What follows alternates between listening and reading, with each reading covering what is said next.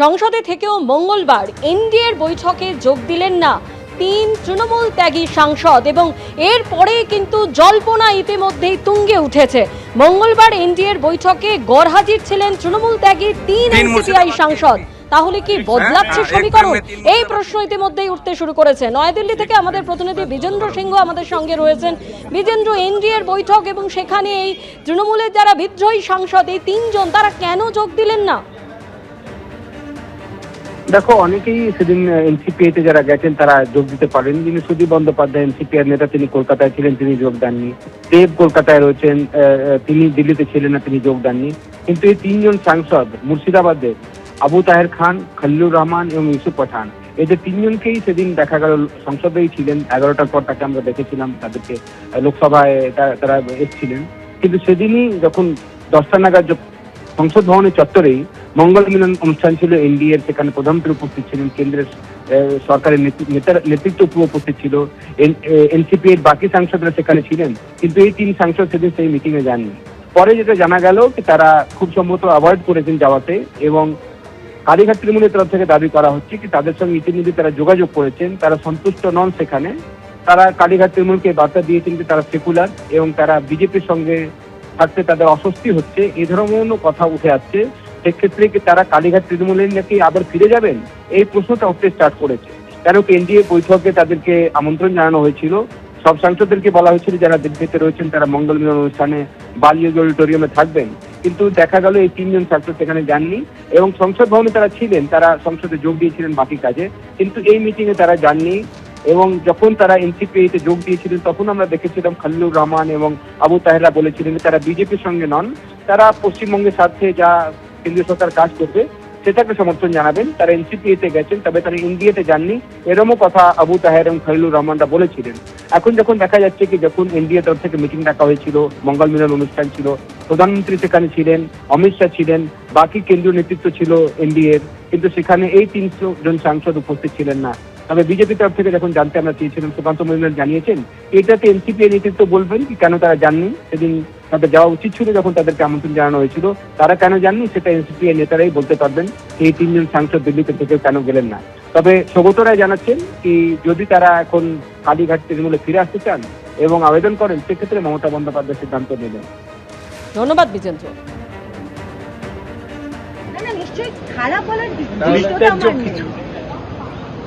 না সৌগতদা, 2 জন কি আপনাদের সঙ্গে আবার আসছেন? সে তো আমি জানি না, আপনার সঙ্গে কোনো কথা? ওরা স্বাধীন নাগরিক, ওরা ধর্ম নিরপেক্ষ। তাহলে কি ওরা আসছে? সে আমি জানি, সেই উত্তর আমি কি করে দেব? না, এনসিপিআই কি ধর্মনিরপেক্ষ? না, জানি না, ওটা খোঁজ খবরই নাই। এনডিএর সঙ্গে গেলে ধর্ম নিরপেক্ষ। এনডিএর গত মঙ্গলবারের যে বৈঠক, সেই বৈঠকে এনসিপিআই এর বাকি সাংসদরা কিন্তু উপস্থিত ছিলেন প্রধানমন্ত্রী থেকে শুরু করে কেন্দ্রীয় স্বরাষ্ট্রমন্ত্রী। আর সেই বৈঠকে গরহাজির ছিলেন তৃণমূল ত্যাগী 3 জন এনসিপিআই সাংসদ আবু তাহের, খলিলুর রহমান এবং ইউসুফ পাঠান। এনডিএ বৈঠকে গরহাজির ছিলেন এই 3 জন সাংসদ। কেন তারা গরহাজির ছিলেন, তাহলে কি সমীকরণ বদলাচ্ছে, তা নিয়ে কিন্তু জল্পনা ঘনীভূত হচ্ছে। না, এরকম কোনো কথা আমি বলতে পারি না, তাদের কথা তারাই বলতে পারবে। আমাদের সাথে তারা কথা বলেছে, তাদের যে অসন্তোষ এনডিএতে যাওয়া নিয়ে সেটা জানিয়েছে, কিন্তু ওরা ফিরে আসার ব্যাপারে আমার কিছু বলবে না। তো আপনাদের সঙ্গে কি কথা তারা বলছেন দাদা? এই এনডিএর ব্যাপারে ওদের রিজার্ভেশন আছে, যে জন্য ওরা যাননি। এখন ওদের ডিসিশন ওরা নেবেন।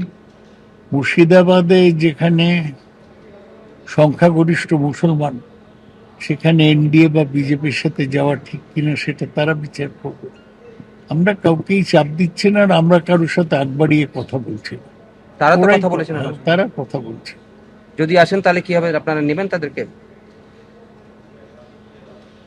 আমাদের পুরনো পার্টির লোক যদি কেউ আসে, সেই ব্যাপারে মমতা ব্যানার্জির সাথে আলোচনা করে আমরা সিদ্ধান্ত নেব।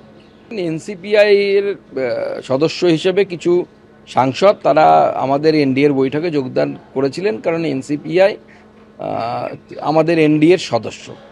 তো স্বাভাবিকভাবে তারাই বলতে পারবেন, তারা তাদের কোনো সদস্য কেন আসেনি, 3 জন না 5 জন, কজন আসেনি সে তো আমরা জানি না। তারা আলাদা দল, তাদের আলাদা বিষয়, তারা বলতে পারবেন। এবার কি বিজেপির কাছাকাছি কালীঘাট তৃণমূল? এই জল্পনা ইতিমধ্যেই উঠতে শুরু করেছে, কারণ সংসদের ক্যান্টিনে একই সঙ্গে দেখা গেল জেপি নাড্ডা, অমিত শাহর সঙ্গে রয়েছেন সৌগত রায় এবং শত্রুঘ্ন সিনহা। সংসদ ভবনের ক্যান্টিনের ছবি সোশ্যাল মিডিয়ায় ভাইরাল। জেপি নাড্ডার সঙ্গে একই টেবিলে দেখা যাচ্ছে সৌগত রায়, শত্রুঘ্ন সিনহাকে। অমিত শাহ, জেপি নাড্ডার লাঞ্চের টেবিলেও সৌগত রায়। পরপর দুদিন কালীঘাট তৃণমূলের সাংসদদের এমন ছবিতে বাড়ছে জল্পনা, যদিও এ নিয়ে যাবতীয় জল্পনা উড়িয়ে দিয়েছেন সৌগত রায়। অমিত শাহের সাথে কোনো কথা ক্যান্টিনে হয়নি, জেপি নাড্ডার সাথেও কোনো আলাদা কথা হয়নি। জেপি নাড্ডা ওই একই টেবিলে ছিল যে টেবিলে অমিত শাহ বিজেপির এমপি ছিল। আমরাই আগে গিয়েছিলাম, ওরা পরে গিয়েছিল। এরকম তো নাকি আপনারা কোনো যোগাযোগ করছেন বিজেপির সঙ্গে? না না, বিজেপির লোকই আমাদের সাথে যোগাযোগ করছে। আপনারা কি বলছেন? আমরা তো বলছি চলে এসো, তাদেরকে যারা বিজেপিতে গিয়েছে তাদের। এনসিপি সংসদের ক্যান্টিনের টেবিল, যেখানে একই সঙ্গে জেপি নাড্ডার সঙ্গে দেখা যাচ্ছে তৃণমূল সাংসদ সৌগত রায় এবং শত্রুঘ্ন সিনহাকে। যদিও পুরনো বন্ধু জেপি নাড্ডা, গোটা বিষয় রাজনীতির কোনো সম্পর্ক নেই, এমনই মন্তব্য করেছেন শত্রুঘ্ন সিনহা। না না, ঠিক আছে, আমার পুরনো বন্ধু কে আপনার জেপি নাড্ডা। কালকে আমাদের মিটিং ছিল এখানে রেক্সিতে, তো ওর কি টিউবারকুলোসিস সম্বন্ধে। আদারওয়াইজ পলিটিক্যাল ম্যানে না, খামোশ। আর এই জল্পনা নিয়ে কি বলছেন তৃণমূল ত্যাগে এনসিপিআই সাংসদ কাকলি ঘোষ দস্তিদার এবং তৃণমূল বিধায়ক কুণাল ঘোষ, শোনাবো পরপর। তো আমি ছবিটা পাওয়ার পরে ভালো করে দেখলাম, একটা হয়তো ক্যান্টিনে হতে পারে, কিন্তু আর একটা হচ্ছে অ্যানেক্সিতে, এবং হয়তো ওনারা কোনো পরিকল্পনা করছেন, সেটার সঙ্গে আমাদের কোনো যোগাযোগ নেই। ওনারা সরাসরি আলোচনা করছেন। একটা জায়গায় দেখলাম যে প্রাক্তন সভাপতি এবং বর্তমান মন্ত্রী শ্রদ্ধেয় জেপি নাড্ডার সঙ্গে, আর একটা জায়গায় সেখানে দেখলাম যে আমাদের স্বরাষ্ট্রমন্ত্রী অমিত শাহজিও রয়েছেন। তো ওনার সঙ্গে হয়তো কোনো আলোচনা চলছে। হ্যাঁ, এরকম তো রাজনীতিতে হয়, এটা ডাবল ট্র্যাক।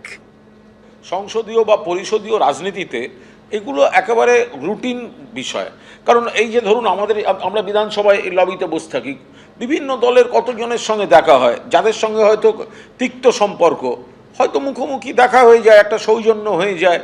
তো এগুলো বা কোনো মিটিংয়ে বা কোনো অনুষ্ঠানে যদি দেখা হয়, এই তো একটি মিডিয়ার অনুষ্ঠানেই তো আমার সঙ্গে আমাদের বিরোধী পক্ষের একাধিক ব্যক্তির দেখা হয়েছিল।